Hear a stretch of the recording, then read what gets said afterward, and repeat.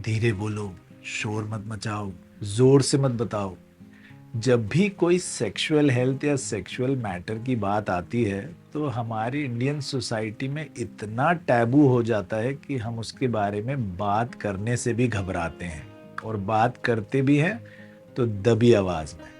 और इसी वजह से ज़्यादातर यंगस्टर्स की सेक्सुअल हेल्थ पर इफेक्ट पड़ता है, और नॉट जस्ट फिजिकल हेल्थ पर बल्कि उनकी मेंटल हेल्थ पर भी। और उनको आधी पकी हुई चीज़ें देखने को मिलती हैं, सुनने को मिलती हैं, समझने को मिलती हैं, जिसकी वजह से वो अनसेफ सेक्स प्रैक्टिस करते हैं, क्वैक्स के बहकावे में आ जाते हैं, दवाइयाँ ले लेते हैं और बीमार पड़ जाते हैं।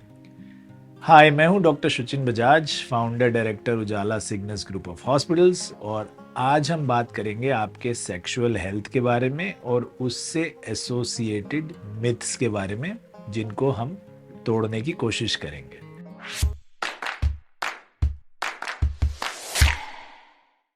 बहुत सारी मिथ्स एसोसिएटेड हैं और उनके बारे में हम एक एक करके बात करेंगे। मिथ कॉमनली सुनने को मिलता है कि विरिलिटी इनहैंसिंग ड्रग्स बहुत सेफ होती हैं।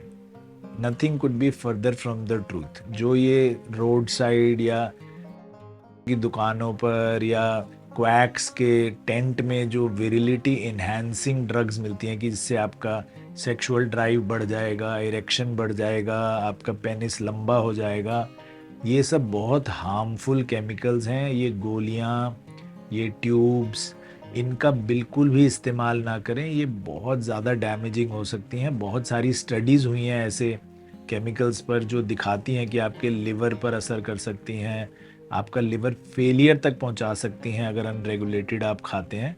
तो बहुत सारी प्रॉब्लम्स हो सकती हैं। तो प्लीज़ अपने क्वालिफाइड डॉक्टरी सलाह के बिना कोई भी ऐसी चीज़ इस्तेमाल ना करें। विरिलिटी की बात करेंगे तो एक और बहुत बड़ा मिथ ये माना जाता है कि वैसेक्टमी कराने से आपकी विरिलिटी मेल्स की ख़त्म हो जाती है। ये भी एक बहुत बड़ा झूठ है, क्योंकि वैसेक्टमी यानी नसबंदी का आपके sexual erection, sexual drive, orgasm, ejaculation से कोई लेना देना नहीं है। वैसेक्टमी एक ऐसा तरीका है जिसमें सिर्फ स्पर्म्स को आपके सीमन में आने से रोका जाता है। स्पर्म्स एक अलग जगह बनते हैं, सीमन एक अलग जगह बनता है, और वो मिक्स हो जाते हैं, फिर वो एक रास्ते से बाहर आते हैं जब आप इजैक्यूलेट करते हैं। तो जब हम आपकी वैसेक्टमी यानी नसबंदी करते हैं तो एक ये परमानेंट प्रोसीजर है कॉन्ट्रासेप्शन का, ताकि आपको आगे चिंता ना करना पड़े कि भाई गलती से प्रेगनेंसी हो गई तो क्या करेंगे, अबॉर्शन के लिए जाना पड़ेगा, या हर बार आपको कॉन्डोम्स यूज़ करने पड़ेंगे। अगर आप एक ही सेक्सुअल पार्टनर के साथ हैं तो वो भी आप रिस्क लेने की ज़रूरत नहीं है आपको। तो ये सब चीज़ें करने के लिए हम एक प्रोसीजर करते हैं जिसका नाम है वैसेक्टमी। उसमें आपका स्पर्म काउंट ज़ीरो कर दिया जाता है, यानी स्पर्म्स बाहर नहीं आते आपके इजैक्यूलेशन में, लेकिन आपकी सेक्स ड्राइव, आपका इरेक्शन, आपका इजैक्यूलेशन, आपका ऑर्गेज़म, आपका ability to satisfy your partner, to please your partner, इसमें कोई भी नेगेटिव इफेक्ट नहीं होता, बल्कि कई बार पॉजिटिव इफेक्ट्स होते हैं, क्योंकि आपके मन से चिंता हट जाती है कि भाई आप एक एक्सीडेंटली प्रेग्नेंट तो नहीं कर देंगे अपने पार्टनर को। एक और मिथ बहुत कॉमन सुनने को मिलता है कि इनफर्टिलिटी यानी बांझपन सिर्फ फीमेल्स में होता है। अगर बच्चा नहीं हो रहा है तो वो सिर्फ फीमेल की गलती है। ये भी एक बहुत बड़ा झूठ है। आजकल इनफर्टिलिटी इतनी ज़्यादा बढ़ रही है कि 7 में से एक कपल इनफर्टाइल हो रहे हैं। इनफर्टाइल का मतलब 1 साल तक रेगुलर अनप्रोटेक्टेड सेक्सुअल इंटरकोर्स करने के बावजूद भी वो प्रेग्नेंट नहीं हो पा रहे। तो इसका कारण दोनों तरफ ही होता है, मेल्स और फीमेल्स में कॉमन है इनफर्टिलिटी। मेल इनफर्टिलिटी के बहुत सारे कारण हैं, जैसे कि कुछ बीमारियां, स्ट्रेस, लाइफस्टाइल, टोबैको यूज़ यानी कि सिगरेट पीना, हुक्का पीना, बीड़ी पीना, तंबाकू खाना, कोई बीमारियां जैसे डायबिटीज़ एट्सेट्रा, कभी चोट लग गई हो आपको। तो ये सारे कारणों से मेल इनफर्टिलिटी हो सकती है, बहुत कॉमन है, और इसका टेस्ट बहुत इजी है। फीमेल इनफर्टिलिटी इनफैक्ट डायग्नोज करना, ट्रीट करना एक बहुत मुश्किल काम है। उसके लिए बहुत सारे टेस्ट, बहुत सारे हमें हॉस्पिटल विजिट्स बार बार करने पड़ते हैं। लेकिन मेल इनफर्टिलिटी का डायग्नोसिस बहुत सिंपल, एक सिंगल टेस्ट है आपका सीमन एनालिसिस। उसमें हम देख सकते हैं कि स्पर्म्स हैं या नहीं हैं, अगर हैं तो फंक्शनिंग है कि नहीं है। तो सबसे पहले अगर इनफर्टिलिटी एक किसी कपल को हो रहा है तो सबसे पहले और सबसे इजी टेस्ट है मेल पार्टनर को चेक करना। अगर वो बिल्कुल ठीक हैं तभी हम फीमेल्स को चेक करना शुरू करते हैं, क्योंकि उनके टेस्ट कराना, उनको डायग्नोस करना एक लंबा काम है। तो मेल्स में इनफर्टिलिटी कॉमन है, प्रेजेंट है, और उसका टेस्ट बहुत ही सिंपल है। एक और कॉमन मिथ है कि अगर आपको इरेक्टाइल डिसफंक्शन है, यानी लिंग इरेक्शन तकलीफ हो रही है, तो ये इसलिए है कि आप अपने पार्टनर को अट्रैक्टिव नहीं समझते।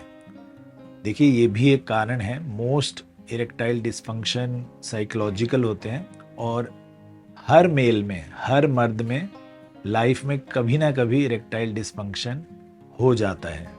टेम्परेरी भी होता है, रिवर्सिबल भी होता है, और इसमें घबराने की कोई बात नहीं है। अगर आपको कभी ऐसा हुआ कि सेक्स करते हुए लिंग इरेक्शन या प्रॉपरली इरेक्शन, या बीच में ही आपने इरेक्शन लूज कर दी, तो घबराएं मत। दुनिया के हर मर्द के साथ ये हो चुका है, और ये बहुत कॉमन प्रॉब्लम है और बहुत इजीली रिवर्सिबल है। इसकी वजह से अपनी मेंटल हेल्थ अफेक्ट ना होने दें, ना ही इसकी वजह से किसी क्वैक के पास जाएं। खुलकर डिस्कस करें अपने डॉक्टर्स के साथ। तो जैसा मैंने बताया, इरेक्टाइल डिसफंक्शन एक कॉमन प्रॉब्लम है। 90% केसेस में साइकोलॉजिकल होती है, आपके दिमाग की वजह से होती है कि आपको टेंशन थी, या आपको कोई स्ट्रेस हो रहा था उस टाइम, या कुछ और सोच रहे थे, या दिमाग में बहुत सारी कुछ और काम चीज़ें चल रही थी। लेकिन ये बहुत सारी और बीमारियों की वजह से भी हो सकता है, और इसीलिए डॉक्टर से मिलना आवश्यक है। डायबिटीज़ में बहुत कॉमन हो जाता है। अगर कोई आप दवाइयाँ ले रहे हैं जिसमें हार्मोन्स हैं, उससे हो जाता है।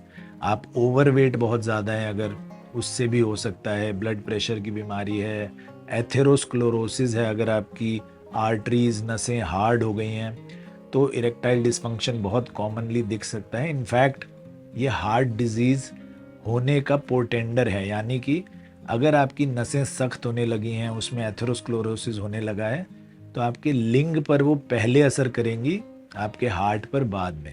तो अगर आपको इरेक्टाइल डिसफंक्शन हो रहा है, कॉमनली हो रहा है, डेली हो रहा है कि आपको इरेक्शन नहीं हो पा रहा है, तो डॉक्टर को मिलना बहुत ज़रूरी है, क्योंकि ये दर्शा सकता है आपकी हार्ट प्रॉब्लम जो अगले 6-8 महीने में आपको आ सकती है। अगर लिंग की नसें ब्लॉक हैं तो अगले 6-8 महीने में आपकी हार्ट की नसें भी ब्लॉक हो सकती हैं। ये एक वार्निंग साइन है हार्ट अटैक का, तो इसके लिए ज़रूर अपने डॉक्टर से डिस्कस करें। कई बार ये बोला जाता है कि ये तो सिर्फ बुढ़ापे में होता है, सिर्फ ओल्ड एज में होता है। ऐसा भी नहीं है, ये किसी भी एज में हो सकता है। डेफिनेटली ओल्ड एज में इसके चांसेस और रिस्क बढ़ जाते हैं, क्योंकि जैसा मैंने कहा, एथेरोस्क्लेरोसिस हो जाता है, नसें ब्लॉक होनी शुरू हो जाती हैं, डायबिटीज़ हो जाता है, वेट बढ़ जाता है। ये ओल्ड एज में सारी बीमारियां ज़्यादा होती हैं, लेकिन यंग एज में भी हो सकती हैं, इसलिए इसको निगलेक्ट ना करें। ये किसी भी उम्र में हो सकता है, किसी भी कारण से हो सकता है, और ये कारण आपके डॉक्टर आपके साथ मिलकर ही डायग्नोज कर सकते हैं कि क्या क्या है। तो इसलिए डॉक्टर से अवश्य मिलें अगर आपको रेगुलर हो रहा है। लेकिन जैसा मैंने कहा, अगर कभी कभार हुआ, एक बार हुआ, 2 बार हुआ, तो चिंता की बात नहीं है। मोस्टली साइकोलॉजिकल होता है और ये रिवर्स हो जाता है। तो जैसा हमने कहा, ये सच है कि अगर आप सेक्सुअली अट्रैक्टेड नहीं हैं किसी पार्टनर से, तो हो सकता है इरेक्शन ना हो या इरेक्शन में डिफ़िकल्टी हो, but lack of sexual attraction does not cause erectile dysfunction. It is not a cause of ED. ये ध्यान रखें। अगर आपको सेक्सुअली अट्रैक्टिव नहीं कोई लग रहा है पार्टनर, तो आपको किसी और के साथ डेफिनेटली इरेक्शन हो जाएगा, या इवन अगर आप मन में किसी के बारे में सोचेंगे तो भी हो सकता है, या आप पॉर्न देखेंगे या पढ़ेंगे तो भी इरेक्शन हो सकता है। ईडी होना एक अलग बीमारी है, एक अलग साइकोलॉजिकल या एक अलग फिजिकल डिसऑर्डर है। Lack of attraction is not equivalent to that. एक और मिथ कॉमनली हमें सुनने को मिलती है कि हम लोग विड्रॉल टेक्निक यूज़ करते हैं प्रेगनेंसी को प्रिवेंट करने के लिए, या सेक्सुअली ट्रांसमिटेड डिजीज़ को प्रिवेंट करने के लिए, क्योंकि हमें कॉन्डोम पहनना अच्छा नहीं लगता, या हमारे पार्टनर कॉन्ट्रासेप्शन नहीं यूज़ करना चाहते हैं। तो देखिए, विड्रॉल टेक्निक जो है वो सेक्सुअली ट्रांसमिटेड डिजीजेस जैसे कि HIV, सिफिलिस, गोनोरिया, क्लेमाइडिया, ये सब प्रिवेंट करने के लिए तो बिल्कुल इनफेक्टिव है, क्योंकि सेक्सुअली ट्रांसमिटेड डिजीजेस आपको पेनिट्रेशन करते ही या इवन टच करते ही फैलने के चांसेस हो जाते हैं, तो उसके लिए इजैक्यूलेशन होना ज़रूरी नहीं है। प्रेगनेंसी के लिए भी ये बहुत ज़्यादा इफ़ेक्टिव नहीं है, क्योंकि जब हम सेक्स करते हैं तो इजैक्यूलेशन से पहले ही हमारे पेनिस से एक फ्लूइड निकलता है जिसको हम प्री इजैक्यूलेट बोलते हैं, जो कि ल्यूब्रिकेशन के काम तो आता ही है, लेकिन उसमें कई बार स्पर्म्स भी होते हैं। तो इसलिए प्री इजैक्यूलेट से भी आप प्रेगनेंसी क्रिएट कर सकते हैं, इवन दो आपने इजैक्यूलेशन नहीं किया अंदर। आप सेक्स करते वक्त जो प्री इजैक्यूलेट फ्लूइड निकल रहा है पेनिस से, उससे भी प्रेगनेंसी हो सकती है। तो इसलिए बहुत ध्यान रखें कि इससे आपके विड्रॉल टेक्निक से बहुत अनलाइकली है कि आप प्रेगनेंसी प्रिवेंट कर पाएंगे, क्योंकि जैसा मैंने बताया बहुत ज़्यादा ध्यान अगर रखेंगे, हर बार टाइम पर विड्रॉ कर भी लेंगे तो भी प्री इजैक्यूलेट से तो प्रेगनेंसी हो ही सकती है, और इसमें हर बार टाइम से विड्रॉ करना पॉसिबल भी नहीं होता, कई बार इजैक्यूलेशन हो जाती है। तो इसकी वजह से प्रेगनेंसी इसमें बहुत कॉमन है। It is not an effective technique, don't rely on it. बहुत सारे अच्छे कॉन्ट्रासेप्शन मेथड्स अवेलेबल हैं, जैसे कॉन्डोम्स हैं, पिल्स हैं, डायफ्राम्स हैं, और जैसे मैंने बताया परमानेंट मेथड्स भी हैं, जैसे नसबंदी है, कॉपर टी जो सेमी परमानेंट है, 2-3 साल तक चल जाती है, IUCDs जिनको बोलते हैं। तो ये सब मेथड्स हमारे पास अवेलेबल हैं, ईजीली अवेलेबल हैं, उन पर रिलाई करें। Withdrawal technique is not very reliable. अब कुछ लोग तो कॉन्डम्स नहीं पहनना चाहते और विड्रॉल टेक्निक जैसी चीज़ें इस्तेमाल करते हैं, और कुछ लोग ज़्यादा कॉशियस होते हैं और कहते हैं नहीं हम एक की जगह 2 कॉन्डम पहन लेंगे तो उससे प्रेगनेंसी भी नहीं होगी, सेक्सुअली ट्रांसमिटेड डिजीज़ भी नहीं होंगी। ये भी काउंटर प्रोडक्टिव है। Excess of everything is bad जैसे कॉमन सेइंग है। अगर आप 2 कॉन्डम पहनते हैं तो उनकी आपसी फ्रिक्शन से ही वो कॉन्डम्स फट सकते हैं, उनमें खतरा हो सकता है कि वो टीयर हो जाएं और आपको प्रेगनेंसी या सेक्सुअली ट्रांसमिटेड डिजीज़ का एक्सपोजर हो सकता है। तो सेफेस्ट है एक सिंगल गुड क्वालिटी कॉन्डम, जो प्री ल्यूब्रिकेटेड कॉन्डम्स आते हैं, इलेक्ट्रॉनिकली टेस्टेड होते हैं। एक कॉन्डम पहनिए, ढंग से पहनिए, उसको पहनने का तरीका प्रॉपर रखिए, और उसके बाद सेक्स में इंडल्ज कीजिए। Even before the first penetration condom पहनना आवश्यक है। ये नहीं कि आधा अपने सेक्स किया फिर निकाल के कि चलिए अब इजैक्यूलेशन होने वाला है तो हम कॉन्डम पहन लें। That does not work. You have to be wearing the condom for the entire duration of your sexual intercourse. Especially जैसे मैंने बताया, अगर आप मल्टीपल पार्टनर्स में सेक्स कर रहे हैं या फिर आपको अपने पार्टनर का स्टेटस नहीं पता है, तो हर बार कॉन्डम पहने। तो या तो एक ही के साथ करें सेक्स, या फिर हमेशा कॉन्डोम के साथ ही करें। एक और बड़ा मिथ हम सुनने को मिलते हैं कि men don't have to really think about safe sexual practices, ये विमेन का काम है क्योंकि विमेन में बीमारियां होती हैं। तो ये भी एक बहुत बड़ा मिथ है। Both partners have to be very careful. दोनों को सेफ सेक्स प्रैक्टिसेस के बारे में पता होना चाहिए, दोनों को ही ध्यान रखना ज़रूरी है, क्योंकि एक दूसरे से दोनों को बीमारी हो सकती है। मेल से फीमेल में फैल सकती है, फीमेल से मेल्स में फैल सकती है। अगर सेम सेक्स पार्टनर्स हैं तो मेल से मेल में और फीमेल से फीमेल में भी सेक्सुअली ट्रांसमिटेड डिजीज़ेस हो सकती हैं। तो every person who is indulging in sexual intercourse has to know about safe sexual practices and has to indulge in them each and every time. I hope इस video से आपको सारे sexual myths और उनसे रिलेटेड इश्यूज़ के बारे में जानकारी मिली होगी। आई नो इनके बारे में बहुत सारे और सवाल होते हैं मन में, बहुत सारे क्वेश्चंस होते हैं जो आप डिस्कस करने में थोड़ा हिचकिचाते हैं, जिसके बारे में बात नहीं कर पाते हैं। तो अगर आपके ऐसे कोई भी सवाल हैं, कोई भी क्वेश्चंस हैं, तो नीचे दिए गए कमेंट बॉक्स में ज़रूर लिखें। मैं और मेरी टीम आकर उनको जल्दी से जल्दी पढ़कर सभी सवालों का जवाब देने की पूरी कोशिश करेंगे। स्वस्थ रहें, मस्त रहें, मिलेंगे नेक्स्ट वीडियो में। नमस्कार।